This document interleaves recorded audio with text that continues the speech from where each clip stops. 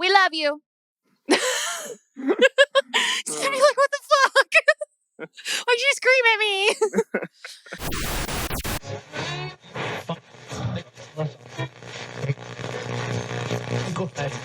You're listening to a Cult Talk Network podcast.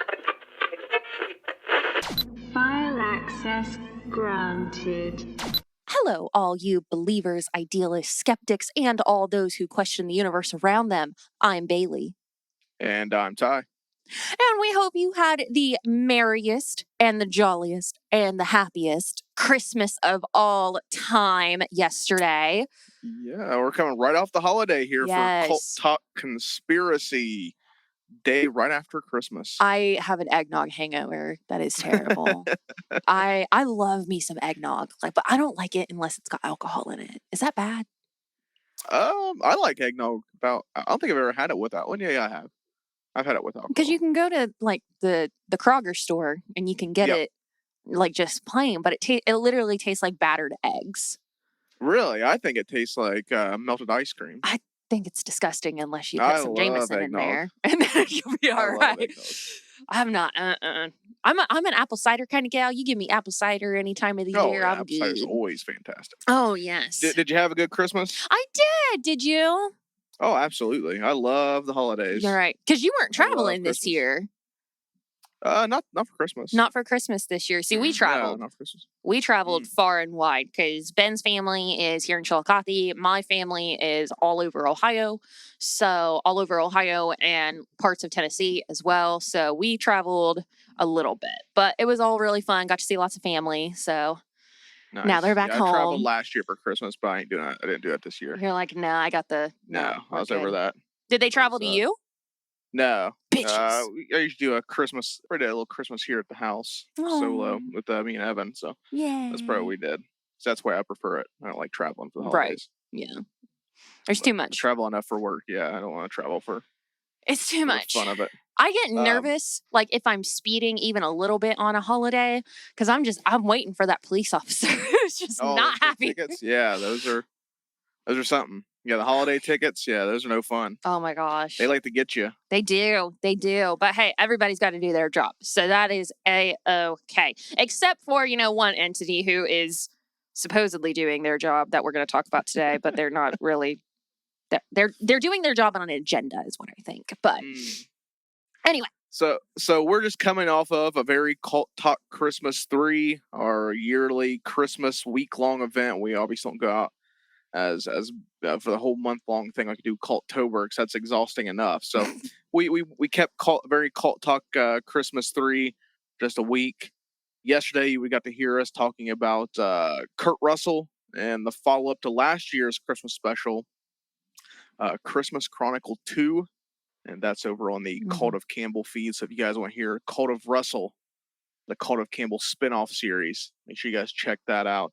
And probably one of my favorite events of the year, new traditions we founded, is the Cult Talk Net Gift Exchange-a-Palooza. That one's awesome. Came out on Christmas Eve. Probably the best gimmick I've came up with yet. So I love that. I love that one. That one's so much fun because we all I try to pick movies that I saw growing up. So poor everyone that I get to pick. Because I think last year I had Ursa do A Wrinkle in Time, and this year it's already out. I had Michael do P.S. I Love You. So I really love giving the guys beautiful romantic movies to watch. Yeah, movies you grew up with. So you did 2, so you don't have too many more of these left. I know, right? We're running out. We're gonna have to break out the Barbie catalog. You're gonna start watching new shit. And then last Tuesday, you got to hear us talk about Krampus Encounters, our special bonus file here on Cult Talk Conspiracy. That's a fun one. Last year we did Santa. So it was only fitting we followed up with the anti-Santa Krampus this year. And that was really fun to dive into some supposed real-life encounters with that elusive holiday demon. But oh, yes. What are we talking about today, Bailey? We're talking about something huge. Okay, we saved big end of the year episode. We saved the biggest for the last. And I love this. I am so excited. So we are talking about giants. We're talking about giants, Ty. I'm so Giant. excited. We're talking about giants. That's a fun one. Yes. That's a fun one. Yes. So I became enthralled with giants when I heard the tale of Jack and the Beanstalk. So very, very young age. Because I was like, what the freak? Because it's almost like, I don't know. I have a guinea pig at home, my little freakster. And I think that I'm just a giant to him. Like most of the time, he's not like Mom. He's like, what the fuck is this giant Godzilla thing doing? Like, so... I don't know. It's freaking great. And like, I mean, I don't know. We're going to get into all of it, but there's a lot here that is kind of like aliens with cover-ups, but not like aliens with cover-ups because the government will actually admit that aliens are there and no one's willing to say shit about giants. So, it's weird and I don't understand.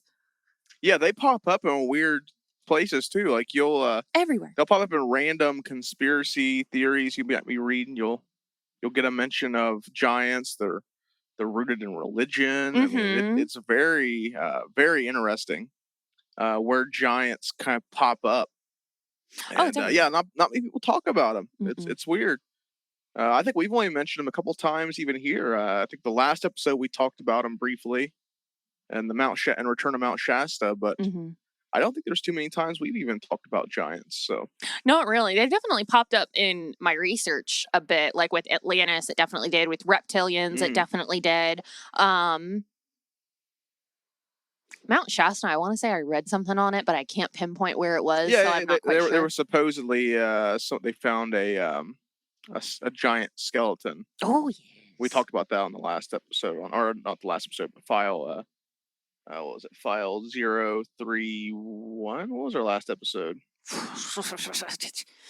I was getting ready to say Ty. 033. You're so good with those numbers. I'm just going to let you take it. 032 Return of Mount Shasta. We talked briefly about it, but yeah, let's talk more about it, Bailey. Let's go ahead. Let's cap off the year. Let's cap off 2023 with file number 033.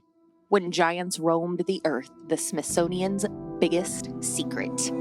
Time to unseal this file.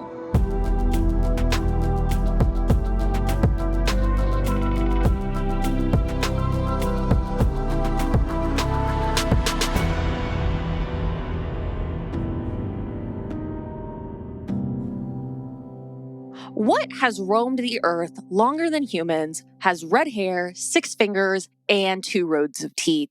It's not Ben from Coldalore, in case that's what your guess was. Giants. Giants. Evidence of giants have been popping up since the 1500s and even has references in biblical text. However, their definitive existence is still shrouded in mystery. Rumors of hoaxes, lies, and concealed evidence by federal entities have kept giants a fairy tale creature rather than an imperative chapter in human history.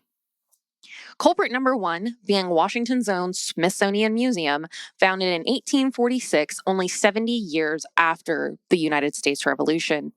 The Smithsonian shamelessly denies not only the existence of giants, but will and has discredited those who have researched for them, were on the Smithsonian's payroll, discredited them and all topics and claims of any evidence of giants as being a hoax. And there's still evidence of giants being found today. Before we get into all of this, just so you guys know, in 2021, China unearthed what they reported as a 5,000-year-old skeleton, which reached 6 foot 2 inches in height, which is a very uncommon height in China, especially for it being 5,000 years old, because as evolution has gone on. Oh, I'm sorry, go ahead. There's only like that basketball player, I think, was from China that was really big in the 90s, early 2000s. I know he was like pretty uncommon because of his height. Oh, yeah. I'm not quite sure who that is because I'm not a big basketball person. But neither am I. I just know he was a lot when I was a kid. Yeah. Honestly, as soon as you said basketball and kid, like my first... Yao Ming. Oh, okay. Okay. Yeah, so he's standing at 7 foot 6 inches. Gee whiz. Yeah, he's a big dude. He's a big boy. He was a big boy. Yeah, he was very popular when I was in high school. He's bigger than the skeleton. Yeah, he dwarfs that. He does. He's like a whole foot taller than it. Gee whiz. Oh man. So that's crazy to me though, because it's like as evolution has gone on, we have progressively gotten taller and taller and taller as evolution's gone on. Especially like I love doing historical tours. Like especially like where they have like in colonial areas in America, they'll have like the home with all of its like authentic furniture and the heights and the dimensions and everything. And like have you ever gotten into one of those beds before? No. Like you're scrunched up. I'm 5'7.5" and I am scrunched up. I'm like, I can't do this. How do you fit two people in here? Gracious. Gracious me. They were fucking on the floor. That's all I can imagine. So the evidence has been found far and wide, everywhere, all the way throughout time, going from 2021 now down to 1886, where now we have a medical discovery. And this one is something that I found very, very interesting.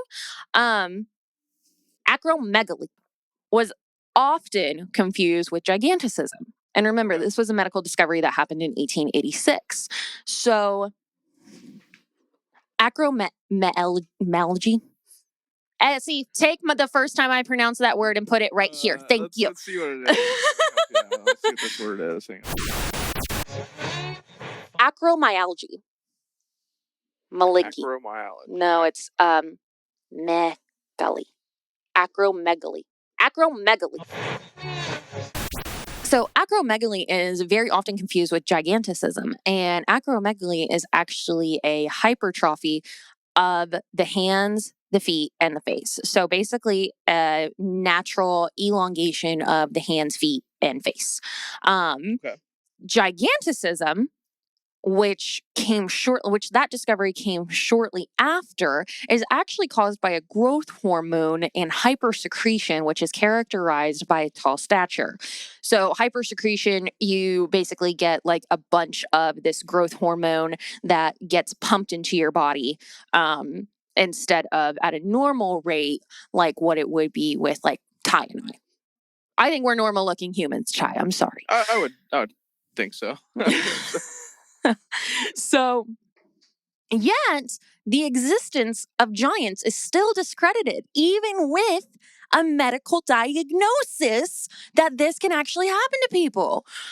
And it also brings up questions of, are there giants in people's DNAs? Is this another humanoid? Is there another form of evolution for humans that we are just not aware of? There's all kinds of questions surrounding this topic.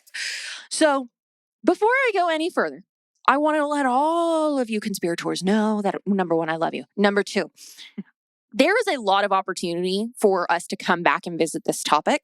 I really wanted to get the who, what, when, there, and why, especially surrounding the Smithsonian and why and how they've covered up giants. There are all kinds of different things. I do mention it a little bit in here. I touch on a little bit of each and every single bit. But if there is one specific thing you want us to go back in and cover in exact detail and clarity, comment. Comment down below. It helps us in the algorithm. We love to hear from you guys. It makes me smile the rest of the day when I hear from you guys. So tell us if you want to hear more about these giants. Absolutely, yeah. Always comment. We love comments. Yes. Even the guy that called me out for some reason, I had mistaken Benjamin Franklin as the 6th president of the United States. Oops. I have no idea. In my Halloween special, somehow I had confused Benjamin Franklin with John Adams. I have no idea how. Comment us on those mistakes. I like to see those. Those are awesome. I just found out today we had a president named Garfield. Yeah. I don't know American history that great. Sorry. I have no idea how I thought Benjamin Franklin was the 6th president of the United States. You're just that good with numbers, my dude. Yeah, I have no idea. It's all right. Wait, hey, I'm sure anyway. It's all right. It's all right. But yeah, we love those. We love zits. So yes, comment and let us know if you're, a crossover fan with Cult of Lore and Cult Talks Conspiracy and you want to be real jazzy and put For the Algorithm down there. Just so you guys know, I will brag about that to Ben, like for the rest of our marriage. All time. You will get bragging rights. I'll probably send you some merch if you do that, to be honest with you. But back to the Smithsonian on all their lies. So the Smithsonian itself has confirmed to send out scientists and researchers to further investigate claims of giant remains being found, and has even taken some of the remains for themselves. But all claims, far and wide, were determined to be a hoax, and all of the remains taken by the Smithsonian were never seen again. Interesting. Oh, yes. And I've been reading a lot, and I watched YouTube videos, and I found some people who had, claimed, I didn't talk to them specifically. These were reports that they had made. But I found some people that said that they had sent over bones. One person even sent over a tooth that they had found, that they had looked at by a medical examiner who could not determine what the tooth was. The medical examiner confirmed that, yes, it does look like a human tooth. It looked like a molar, but they couldn't determine whether or not it was human based purely off of its size. This person sent the tooth to the Smithsonian per their request. Apparently, the tooth never made it to the Smithsonian. We don't know where the tooth is. It never got there. We don't know where it is. The guy still doesn't have the tooth. Smithsonian apparently doesn't have the tooth. And I don't know. All I'm just saying is, listen, I know the mail system in the U.S. is kind of jacked. They claim they don't have it? Is that what we're saying? Yeah, they claim they never received it. They claim they never received it. Okay. After requesting it. And he sent it. And they said they never got it. Interesting. Mm-hmm. It's kind of like that. Multiple times. Yeah. Oh, yeah, this has happened to numerous people who have found bones, artifacts, skulls, full-on skeletons. One guy sat in a full-on skeleton. The Smithsonian doesn't know where it is. Wow. They said, they don't have it. They don't know what's going on with it. They're just like, nope, we don't have it. It's not ours. It's kind of it kind of reminds me of when you get a text from somebody, really late at night, and you see it, and you don't want to respond right then, and then they ask you, the next day, hey, did you get my text? And you're like, you know what? No, I never even saw it. It must have not come through. It must have been a connection error. Yup. So now we're going to talk about the discoveries. And we're going to talk about a very interesting gentleman who I came across who is living proof, or was living proof, I should say, of giganticism. He's probably the best, not even probably, he is the best example of giganticism as a medical diagnosis that we've ever seen. His name is Robert Pershing Wadlow. I almost said Waldo. Hey, where's Waldo? He wouldn't be a hard Waldo to find. But Wadlow. So otherwise known as the Alton Giant, or the Giant of Illinois, he was 8 foot 11 inches tall and weighed 490 pounds at the time of his death. Closer to the end of his life, he would actually walk around with a cane, and he towered over people at 8 foot tall. Both his mother and father were actually both of normal size and stature. There's a picture of him with his family. Wow. Mm-hmm. Giant. I believe they said his dad was actually 5'9", so our height next to the Alton Giant, Robert. That's why they called him the Alton Giant. Mm-hmm. Because he was from Alton, Illinois. I'm sorry if I'm mispronouncing that, my Illinois people. Correct me in the comments. It's wonderful. But they are. So Robert would only live to be about 22 years old. However, medically, Robert was diagnosed with hypertrophy of the pituitary gland, resulting in an unusual giant level, if you will, human growth hormone. And then in 1936, he actually gained his celebrity by touring with the Ringling Brothers, and he would appear in Madison Square Garden and the Boston Garden. And just a little fun fact, he actually refused to wear the top hat and tails that the circus suggested he wear. But I mean, he was always center stage. He was the main event. He was never a sideline. So that's really where Mr. Robert gained a lot of his celebrity, was through the Ringling Brothers and through the circus, which, I mean, that's kind of cool. Yeah. That's kind of cool. Yeah, that makes sense. Yeah. Just 2 years prior to Robert's birth on July 13th in 1916, Professor A.B. Skinner of the American Indian Museum, also now a branch of the Smithsonian, uncovered 68 men while excavating a mound in Tioga Point near Sayre, Pennsylvania. Let's all take a moment to understand that was a lot of different things that I had to pronounce, and I'm very proud of myself for not stuttering. These men had been estimated to have been buried in 1200 AD and were an average height of 7 feet tall. Some reports also state that the skeletons had horns protruding from the skulls as well, and they were also found with huge axes laying beside each of them. So they each had an axe laying beside them. Now, the horns are kind of... I'm skeptical on the horns because there's some reports where the horns are mentioned. There's other reports where the horns are not mentioned. Most of the time when we hear descriptions of giants, there are no horns, but it doesn't mean they weren't found with something like that on there. I don't know. It was 1916. I wasn't there, and we can't see them. Now, an interesting, I guess, thing about the horns is, when I was doing my little bit of research into the giant stuff, I know like one of the common claims, especially like during the 19th century. Yeah. Because 19th century saw a lot of reports of giants being found, giant bones discovered. One of the many claims from a lot of naturalists was these were bones of mastodons. Oh. Which, mastodons have tusks. So perhaps that could be maybe if you wanted to like debunk the I guess the skeletons of the horns, maybe that could be I guess an example of that. Yeah, I had to look up what a mastodon is because I wasn't quite sure. So now I'm looking at a photo and I'm like, oh, this makes sense. That's what a lot of naturalists during 19th century theorized, that these were mastodon bones. But that still doesn't look like a human skull.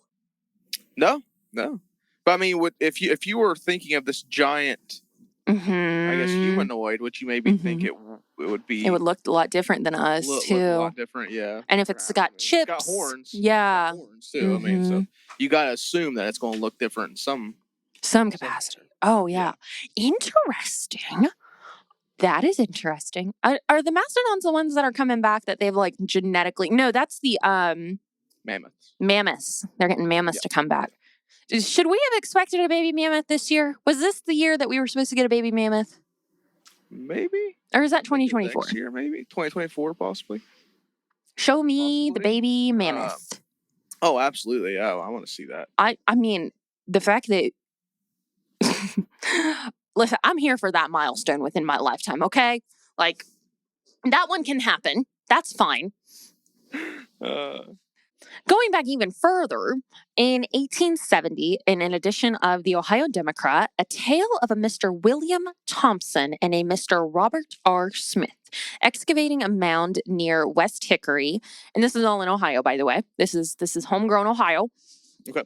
Excavating a mound near West Hickory when they unearthed a very large helmet made of iron, which was corroded in rust when it was unearthed. They also found a 9-foot-long sword. Wow. And to top it all off, they would find a well-preserved giant skeleton that was estimated to stand 18 foot tall, quote, in his stockings, end quote. It was written in 1870, in his stockings. In his in his clothes? Yeah. Like in his socks. Jesus. That's what I interpret that to be. Like. Yeah, I would assume so, yeah. Like, because you know how they say, like, oh, he only weighs $150 soaking wet, like something like that, maybe. So according to this article, the bones and artifacts were taken to Tonacetta. I hope I said that right. Where they were put on display for public viewing. The article also alluded that the bones were being prepared to ship out to New York, but no other reports were found of an 18-foot skeleton. So 18 foot tall. Now this is the one that didn't P.T. Barnum get involved in this as well? No. Okay. No. Because P.T. Barnum also had an 18-foot tall skeleton that he hoaxed. He had a skeleton made out of fake bone, not fake bones, but like various bones that he was carting around the United States during the during the 1700s. That's awesome. Yeah, I mean, that's not awesome, but that's pretty cool. Like, first of all, where did you get all your bones, sir? Right. Yeah, I imagine it's got to be. Yeah, it's something that he was able to, I guess, Frankenstein this thing together. It was so lifelike that even Abraham Lincoln fell for it. Oh shit! Yeah, he even referenced the lost race of giants. Oh wow! When talking about Niagara Falls, so yeah, so they got the prez. They did. Now is that the P.T. Barnum? Is that like Barnum and Bailey, the circus? Yeah. Oh, it is. Okay. Yeah, I'm pretty sure. Yeah. Interesting. See, I want to look more into that because I am shocked I didn't run across that, but I really want to look more into that. I want to see if there's a photo out there. Okay, stay focused, Bailey. If you guys can't tell, Christmas is when my ADD really comes out, and I'm just like, where are all the things? Show me all the things. Anyway, so let's get into probably our most famous account, and we're going to take a good chunk of time talking about this one. Have you ever heard of G.E. Kincaid, Ty? G.E. Kincaid. Kincaid. Oh, he's an interesting fellow. So G.E. Kincaid would go to the Grand Canyon one last time to hunt for gold and minerals before President Roosevelt would declare the site a national monument in 1908. Kincaid would travel 42 miles upriver of the Tovar Crystal Canyon and 2,000 feet up the canyon wall before discovering a stairway made of sandstone that was leading into the cave. The entryway was so large that it could accommodate an entire line of people walking side by side through the entryway. I believe one report, and I didn't write it down, I believe one report said that the entryway was 12 foot across. Like, you could, imagine an entryway that's 12 foot long. Yep. So about 60 feet into the entrance, both on the right and left sides where you would turn and look, were large rooms that resembled living rooms with oval-shaped entryways. And the weird part was they were also ventilated. They had air ventilation going through these rooms that were inside of this cave. That's not something that I don't want to say is not naturally occurring because I'm sure it could be, but it's definitely... Yeah, it's definitely natural because the caves have some form of ventilation, but I mean, it's not something you would have precise ventilation like that. Yeah. See, I don't do caves. I don't do caves. I was researching this and I'm like, man, I really want to go see it, but I'm not going in there. Plus, I don't think you can get into this anymore. Someone let me know if you live around Grand Canyon and you've been inside. I want to know. So further in, Kincaid would discover what appeared to be a very large Buddha statue in the middle of one room. The statue also appeared to be holding 2 lotus flowers in each hand. At this point, Kincaid would realize that he was going to need help on this enormous find. Kincaid would go to the Smithsonian, whom he had already been working for 30 plus years prior, and he would request the help and researchers come out and help him excavate the site. They would agree, and they would send 40 plus researchers and laborers to help him excavate and further study the site. They would also send Professor S.A. Jordan to assist in the research. Jordan would also fund the entire expedition as well. There are some conflicting reports that the Smithsonian funded it. It's more likely that Professor Jordan funded it. Okay. And the only reason I say is because the Smithsonian outright denies the even existence of Kincaid. Okay. They flat out deny that he ever even existed. Okay, they had no dealings with him whatsoever. Listen, I talked with the people. I called the Smithsonian. That's right, you did. Yeah, I did. We're going to talk about it at the end, but I will tell you about my conversation with the Smithsonian. Okay. Yes. That was fun. So they would go back and they would discover copper tools, knives, swords, as well as metal workings. They also found what appeared to be Egyptian hieroglyphics on the walls and entryways. There was a smooth granite hallway that led into a great room. Now, granite is a very, very hard stone in order to work with. There's this thing called the Mohs scale, which is basically testing a stone or a rock's hardness. We find this a lot in like crystal work and whatnot. And honestly, it's how I figured out how to take care of crystals. Which ones can be cleansed, which ones cannot be, which ones, are going to drop and break, which ones are going to be the most sturdy. You can also do this a lot when you're shopping for rings, ladies. Because legit, like the reason I wanted an aquamarine stone in my engagement ring was because it was strong. I almost got an opal. Opals can break. But an aquamarine is one of the strongest stones that are out there. Very durable. Of course, diamonds are the hardest, but diamonds are expensive and most of them are man-made. So go with your naturally occurring stones. So granite on the Mohs scale is actually a 6 to an 8. And the hardest stone a stone could get on the Mohs scale is a 10. So they have got this granite that's in the freaking floor, on the floor, and it's completely smoothed over. And I mean, it's not to say that it's impossible to do it without modern day tools, but it would definitely be hard and it would be very time consuming as well. Right. So Jordan and Kincaid would unearth a room with hollowed out casings in the walls, which held giant humanoids.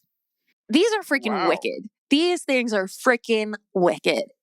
Because basically what it is it's like these little hollow like cocoons in the wall where you find like these giant mummified, we're getting there, bodies pretty much. And like there's a little like platform for them to stand on, and there's like a little table in front of them where they found like cups and silverware and like offerings that you would give to the dead or flowers or whatever. And like it went all the way up to the ceiling. Like from the bottom where the floor is touching all the way up to the ceiling from the photos I could see.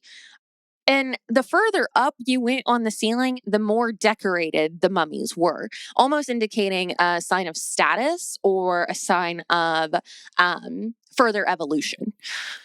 How they got them up there, I don't know. It'd be really nice if someone was like, about 9 or 10 foot tall and just could. But so the standard size of each of these mummies were between 7 and 8 foot tall. And the mummies were actually wrapped in bark and a cement like material. So they took like tree bark and basically wrapped them, and they were able to preserve these mummies, preserve these bodies, quite like an Egyptian mummy would be. So the underground city, as it has been called, was said by Kincaid to be skillfully chiseled or hewn with remarkable precision, as if carefully planned out by an engineer. And we don't even know how. Yeah, this is like oddly similar to the stuff we talked about in Mount Shasta. For real, though. For real. Yeah, because there was this very similar story of an explorer finding a cave in Mount Shasta that held a giant cathedral with giant skeletons in it. Yep. This one even has like, there's so much in this cave.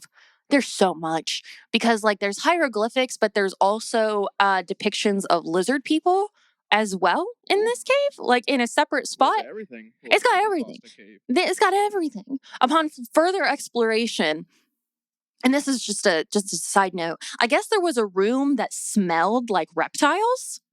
I don't quite know what a reptile smells like, but it was very dark. It was just not welcoming whatsoever. And it was said to smell like reptiles. So the general consensus was, well, maybe this place just has a lot of snakes in it. Maybe it's a snake pit or something. But you mix that with the reptile humanoid beings that are, drawn up on all the walls. And it's just kind of like, okay, what's happening here? Like, that's where we're going to find Hillary Clinton's body one day. Maybe. She's just going to go home. That's all that's going to happen. She's just going to go home. So. What is this, InfoWars now? There's some funny stuff on InfoWars, okay? Okay. You leave my boy alone. He's funny. There is some very funny stuff on InfoWars. I'll agree with that. It's a very funny website. Speaking of funny, it was really funny that they would also find a copper sword along with pottery, utensils, and cups and other daily use artifacts. The pottery was actually said to have been so to have beautiful artistry on it. So it was embossed. And then the copper sword and the copper metal workings are extremely interesting because that's something that today we still haven't been able to do with all of our modern tech and all of our modern advances, is figure out how to melt down and harden copper into a form that we want it to go in. It's just not something that we've been able to do with hardening. Most of the time it's like really soft and you can yank it out. I was a property manager. I've seen yanked out copper. It's not fun. Also, the mysterious hieroglyphics on all of the entryways and the walls were also found. Now, the walls were 3 feet thick. They were them thick bitches. So, and there were hieroglyphics carved into them. And ancient Egyptian scholar, I had it written ancient Egyptian scholar, and I'm like, what does the A stand for? Ancient.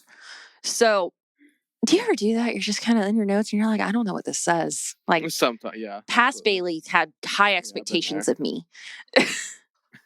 I've been there, yeah.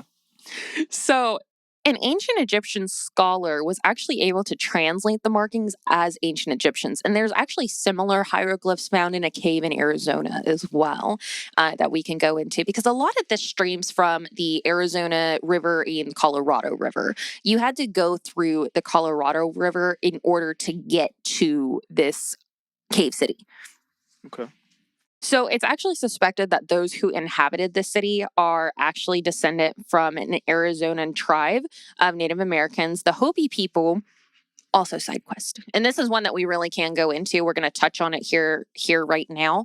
But the Hopi people actually battled with the Saskatchewans, and they were rumored to be red-headed giants with 2 rows of teeth, 6 fingers, and all of that good jazz, friendly, homely looking fuckers. And the Hopi people actually warred with them, and they won. And it's said, and there's photographs of this chieftain's daughter with a necklace of a red lock of hair. And it's said that this lock of hair was actually from one of the giants that her father slayed. I really want to see it. I don't want to take it. Hair is all it was? It's just a lock of hair. It's just a lock of red hair that is said to be from the giant that the chief slayed. Couldn't have got anything cooler than a piece of hair? I would want a tooth. Yeah, a tooth. Give me a tooth. Bone, skull. Skull would be good. Yeah, hair. I don't know. Mm-hmm. Hair was a lot easier to it's obviously a lot easier to manipulate, but people made like hair jewelry and like hair paintings and just gross shit. So like Deidre, Jerry from Cold Allure, his wife, she's an oddities dealer or was an oddities dealer. She has a hair painting and I've seen that and it's beautiful, but it's disgusting. Cause it's from I think 1940s. So like all that hair is like almost 100 years old. Yeah, that sounds gnarly. It's nasty. So in the 1500s, Patagonia was found. Have you ever heard of Patagonia? I have. The land of the giants. I love it. And this a clothing brand too, I think now. Is it real? Yeah, it is. I think Patagonia is like an outdoor clothing brand, yeah. Yes. They're not giants though. It's not a clothing brand for giants. No. Yep, they are a clothing brand. So this was interpreted to be the land of giants by Ferdinand Magellan. And Patagonia is actually located in Chile and Argentina. I guess there are, there's Patagonian territories, and they span between Chile and Argentina.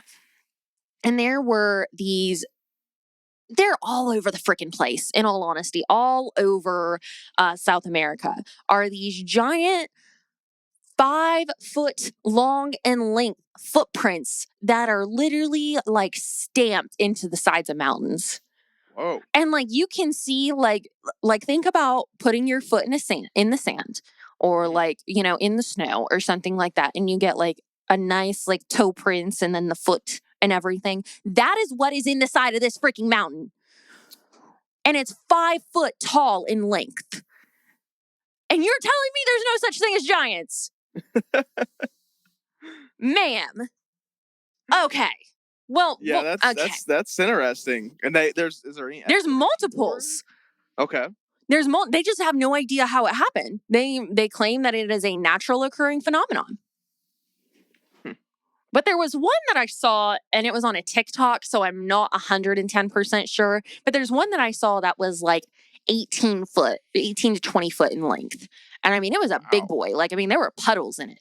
It was a big one. But of course, it's on TikTok, so I'm not quite sure about that one. Yeah.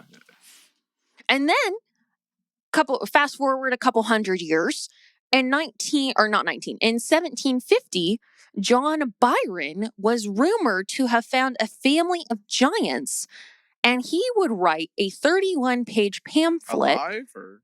Yeah, alive. Like, he talked with them. Whoa. Yeah, like alive. Like, he talked. He was like, hey, what's up? Yeah, that's an illustration. Our guys on YouTube will show it to you guys.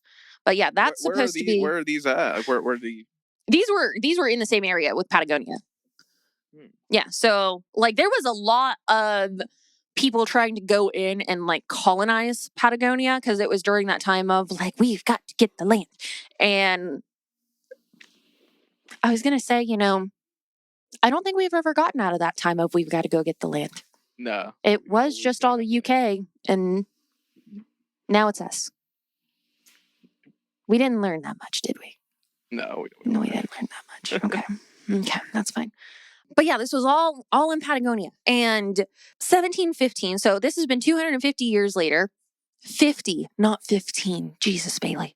So he would write this 31-page pamphlet, and he would actually suggest that a small number of giant women could be imported from Patagonia to England. And he would say, quote, for the sake of mending our breed is why they should be imported over. Jeez. Let's send them over and get them pregnant. Yeah. Jesus. Goodness gracious, buddy. She would just flick you right on off of her. Just nope. Maybe did any of this actually happen? No. Good Lord, no. I mean, the pamphlet is a real thing. It is a real thing, but all we have are illustrations and whatnot because of the time period and whatnot. But yeah, like, and I mean, in that area, like, I'm sure there are skeletons that have been found. Honestly, there's so much on this topic. I just picked and pulled little things that were like, okay, let's talk about this. Let's talk about that. Let's do this. Because this is a really interesting topic, and it's a topic I get really excited about. And it's one I get really excited about because it could alter human history. And oh, yeah. Because we have no idea what most of our history looks like. I mean, in a biblical sense, yeah, it's pretty black and white what it looked like in a biblical sense. But is that the truth? Is it? Because even in the Bible... You always have to ask. Even in the Bible, it says, and he went with giants. Or he was one of the giants. So there's if the a very Bible... prominent story within the Bible, David versus Goliath. Yes. Yes. Very, very famous story in there. I am a bit ashamed to say this, but I have not read David versus Goliath. I don't think you're missing anything. Okay. My dad's going to call and be like, I need you to read this. Like, you're not doing your proper homework. Like, okay, I'll read it. So that's a pretty good example of a giant in mythology, though. I mean, however you want to put it, though, whatever your beliefs are. I mean, it's pretty interesting. There's a giant story as like a one of the notable tales in the Bible. In the Bible, yeah. Okay. I just want to know, because you can pick and choose how to interpret anything you would like in the Bible, but I mean, there's even like, yep, I want to be that person. There's even references to like aliens coming down and whatnot. Like, I don't care. I'm that person. Like, there absolutely is. I mean, there absolutely is references to, some form of extraterrestrial beings. You can interpret a lot of stuff though as being that in the Bible. There's a lot of things you can read into. You can find a lot of interesting takeaways. Maybe that's one episode we should do, or Bible conspiracies. Oh, that'd be a good one. Actually. You and Mike have a friend that we could bring on for that one. Oh, absolutely, yeah. That would be fun. Oh, we need to reach out to them. Let's discuss that. Yeah, we'll talk about that. Yes. So Byron would also say that the chief of the 500 people that greeted him along the shores could stand no less than 7 foot tall. So when he came over in his boat, there were 500 native people, 500 quote unquote. That's what the tale tells us. That were standing on the shores ready to greet him, and the chief was among them, and they were all of very vertical stature. I wanted to use a big word, and that vertical is what came out. So now with all of this evidence, and even some evidence that we didn't even get to talk about, because there's literally just so much. Like, I mean, there's discoveries going all the way back to like 10 AD, 900 AD, like, and I mean, there's so much that goes into this. There's discoveries being made today that we don't know are true or false. And a lot of it is because every single story that has been published about giants, someone has come out and said that they are not true, that they are complete hoaxes. So do you remember when I told you that J.E. Kincaid and S.A. Jordan were employees of the Smithsonian, were researchers for the Smithsonian? Yes. Okay, now we're going to talk about how the Smithsonian fucked them over. So the Smithsonian outright denies any existence of giants, even going as far as to posting and writing an article in 2009 regarding the myths around the museum. And giants and the discoveries of giants are number one on that list. So they actually claim that G.E. Kincaid and Professor S.A. Jordan never even worked for the Smithsonian.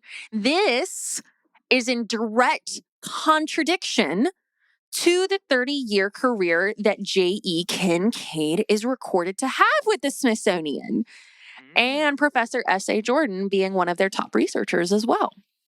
So there is some correlation there between the... Oh, yeah. Between them. It's on Wikipedia.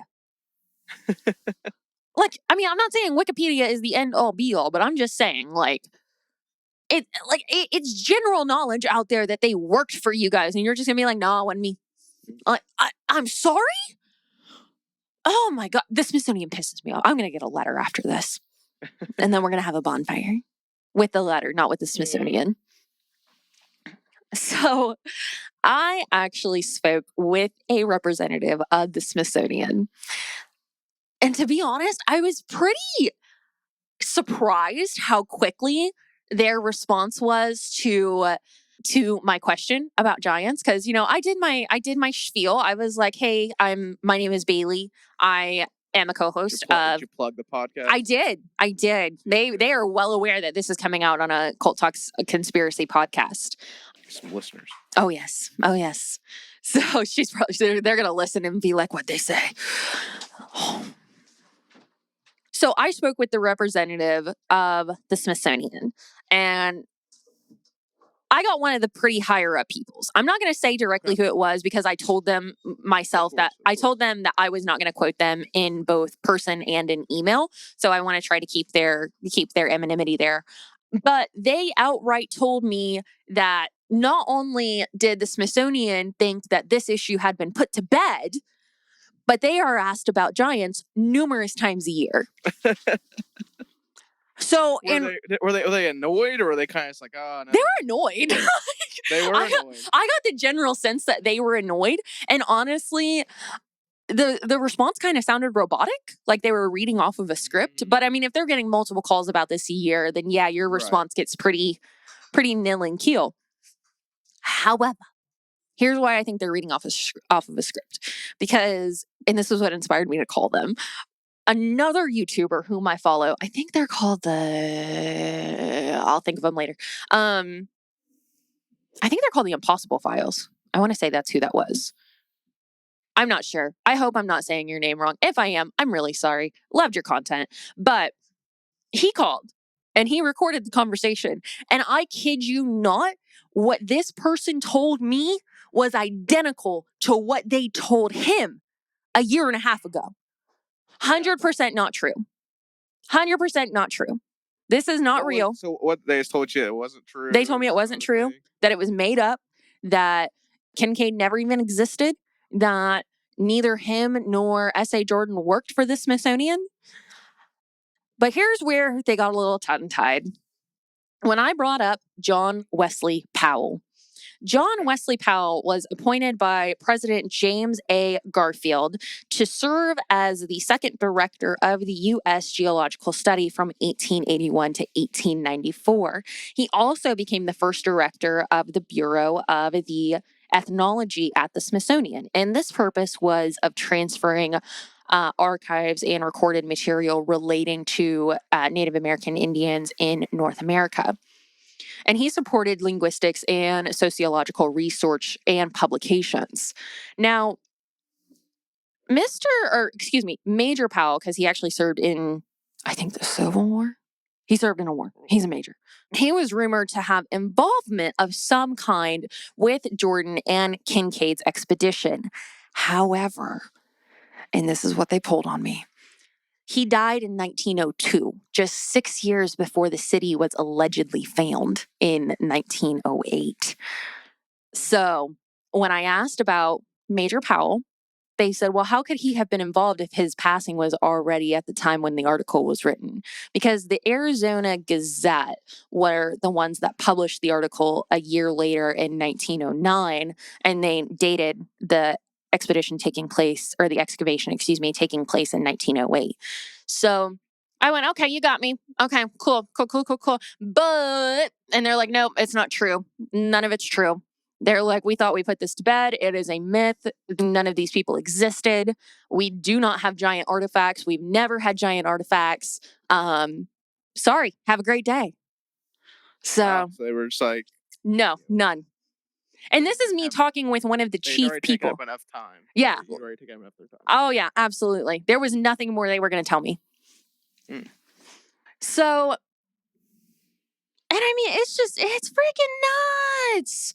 Like, I mean, there's numerous reports of people who have discovered evidence of giants and around all across the U.S. and the Smithsonian stepping in and offering to do further research. Bring it to the Smithsonian, the Institute of American History Museum, and we will find out if this is genuine or not. They send it in. They don't hear anything. They still don't hear anything. They call and they ask, like, where the fuck is my shit? Oh, we don't have it. We don't know who you are. We don't have record of that phone call. We don't have record of those letters. So, and that's also another reason why I think it's more probable for Jordan to have funded the excavation than it is the Smithsonian, because if the Smithsonian had funded it, that would have left a paper trail.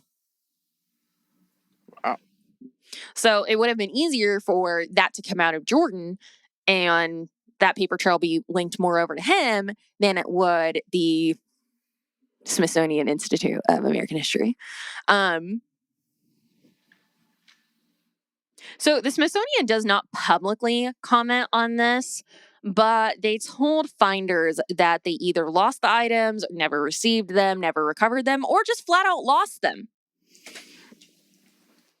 So in the end, it's kind of like the ending of Indiana Jones in the Lost Ark, where you see the Ark being placed in this huge warehouse and subsequently forgotten about. And, you pan out and there's all of these crates that are out there that are, all kinds of different shenanigans. If you see the big box in there, that's probably where the giants are. But it may be likely that that's what the Smithsonian's basement looks like. We may never get a definitive answer from researchers about the existence of giants. But with excavations still happening today and more of our actual human history being unearthed, the proof may just be in the pudding. Perhaps. And that is what I have on giants. Like I said, guys, I touched a little bit of everything. So it was, I know it feels...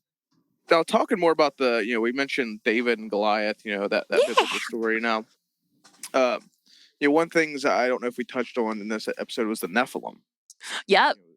That being a very common thing, comes up in giant research. So the Nephilim, for those of you who don't know, are a tribe that was described in the book of Genesis. So the Nephilim were described in the book of Genesis, and they were described as being large and strong.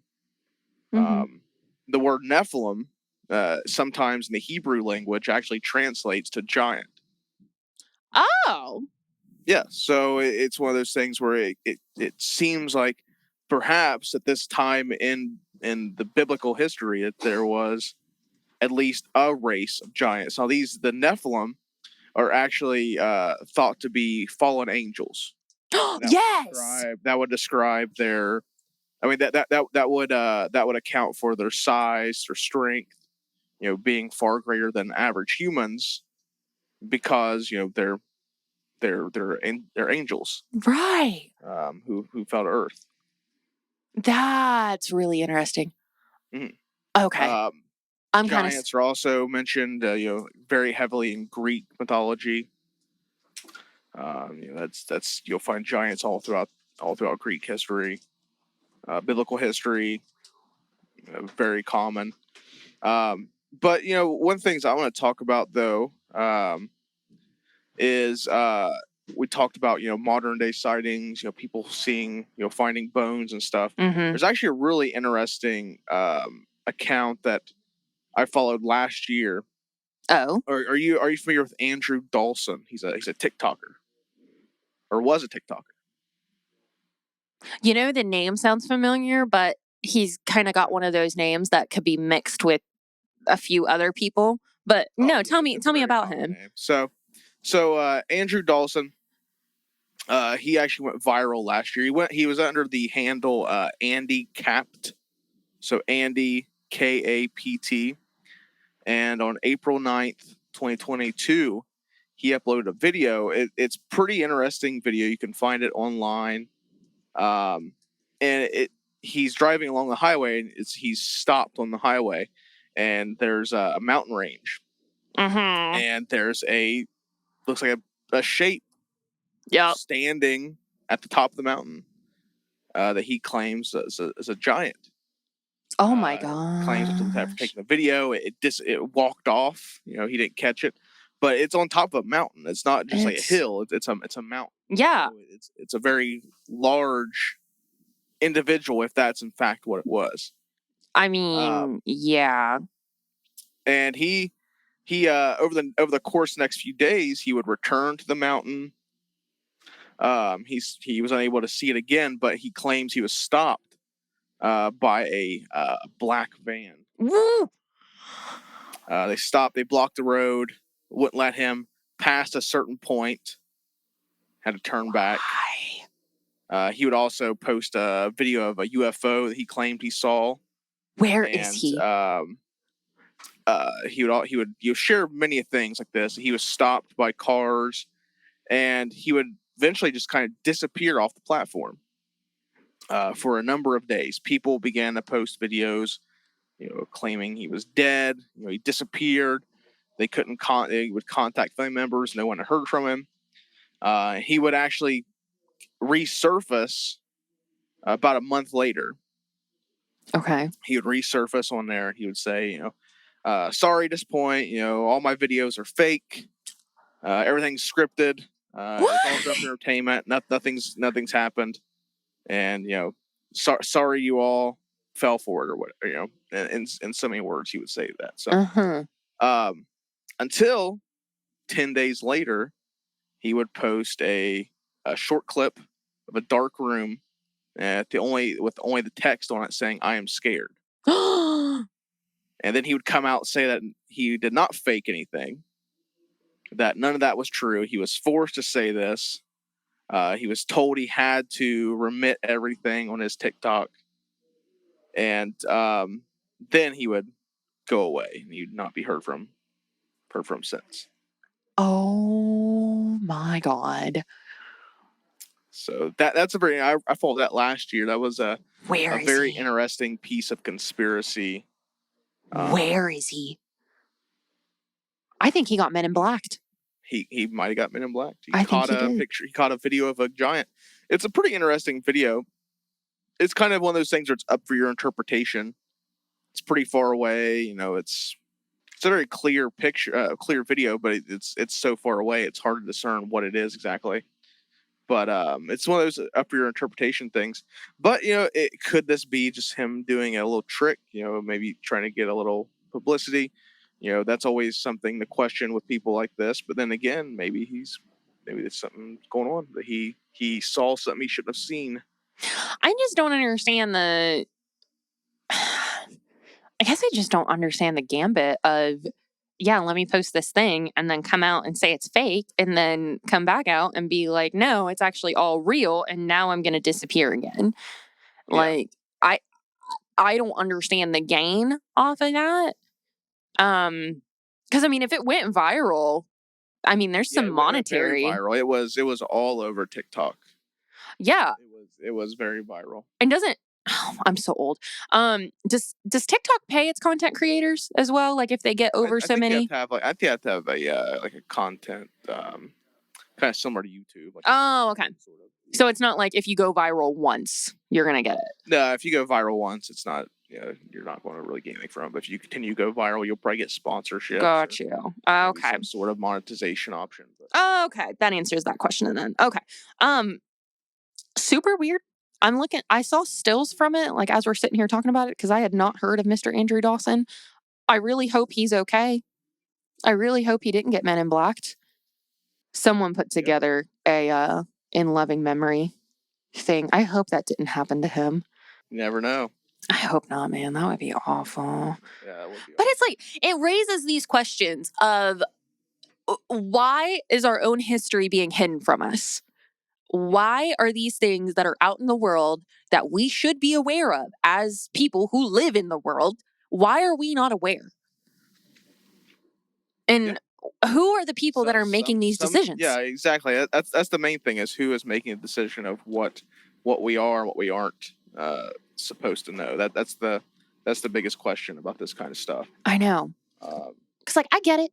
It would be super. Because, I mean, even if you look back at the UFO stuff just happened this year, as early as this year, the whole disclosure movement, that stuff was known for so long and denied from us.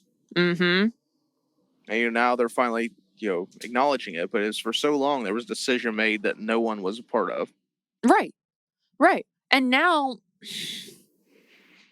it's frustrating on a freedom of information sense, because it's listen, I don't want to go and live out in the country on my 88-acre property and find freaking Goliath back there. Because then that's Goliath's property. I don't want to do that. It's the same with the Hopkinsville goblins. I don't want to go out there and find out that my property is actually infested with alien goblins that nobody wanted to talk about, because they'll get called crazy. It's like, no, if these things are out there, we need to know about them.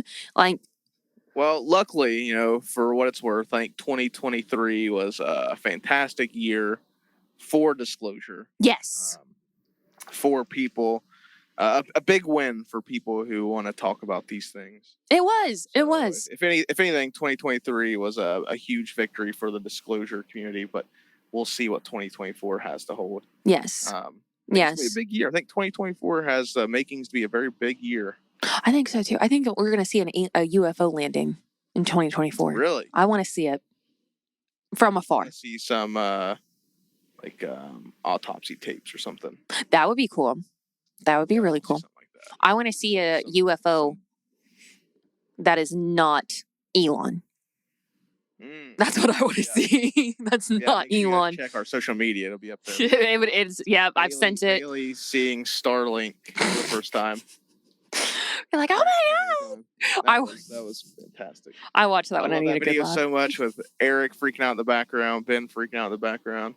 Your neighbors. My neighbors are wigging out. Man, that was. I think at one point you even hear us all go, "We haven't even smoked yet." Like none of us, all of us are sober. I just wish I could have been there. It was great. Oh, it was great. We had no idea what the fuck was happening. It was wonderful. But I don't know.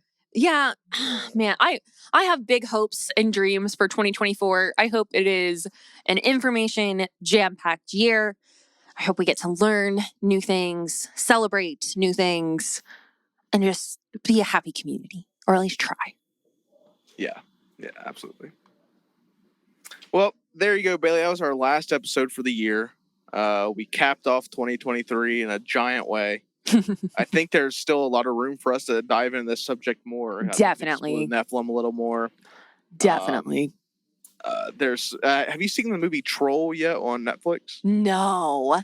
You should definitely check out Troll. Okay. That's a good one. It came out last year.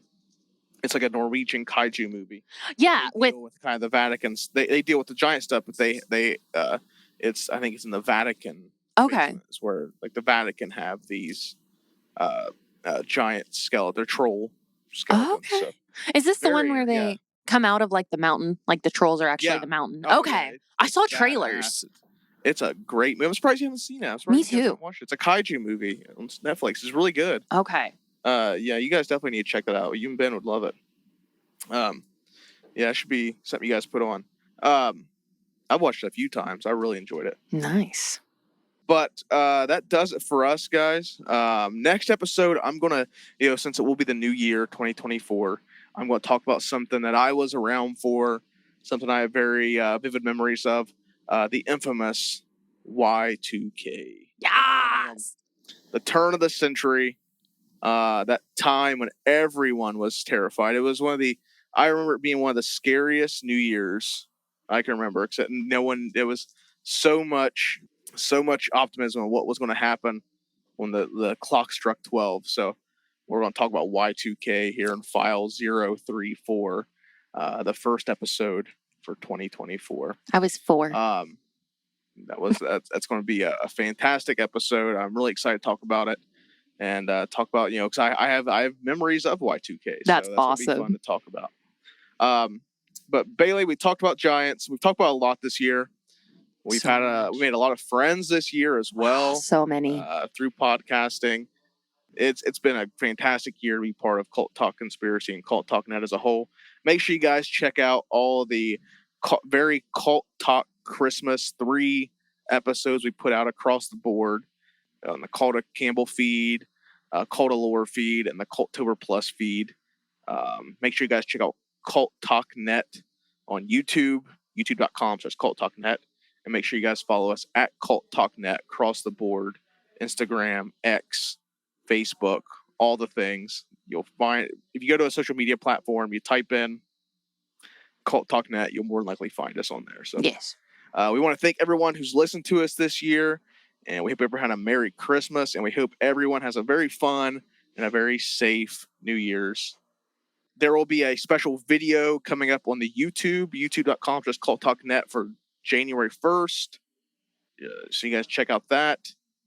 But other than that, I think that does it for the year for Cult Talk Net.